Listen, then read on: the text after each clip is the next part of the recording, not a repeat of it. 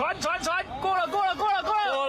有橄欖球界南霸天之稱的明德國中橄欖球隊，在今年第80屆全國橄欖球錦標賽與實力強勁的台北市南門國中交鋒，雖然最終惜敗得到季軍，但能連續3年穩居全國前4強，相當不簡單。連女子組都獲得相同的成績。學生的在防守端做得比較好，所以我們在進攻端只要掌握1-2顆對方比較有失誤，或是我們可以掌控的進攻權的話，我們就可以拿下這場勝利。所以每一場球賽，我們並沒有辦法把分數拉得很開，但是選手都是在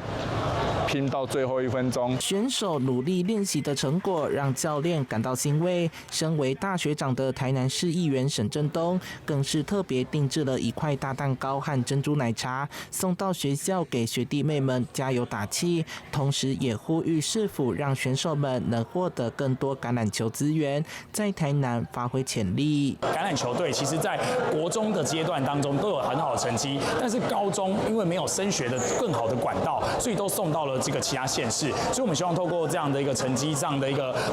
這個喝彩之外，也要請體育局能夠正視未來3級的這個橄欖球隊，以及未來可能到大學到未來職涯，希望國家可以重視這樣的一個體壇的一個新興的這個運動項目。對此，體育局表示會滾動檢討，同時將建請橄欖球委員會與校方共商台南市橄欖球運動的發展。明德國中也將持續深耕基層，讓更多學生有機會接觸這項充滿挑戰與熱血的運動。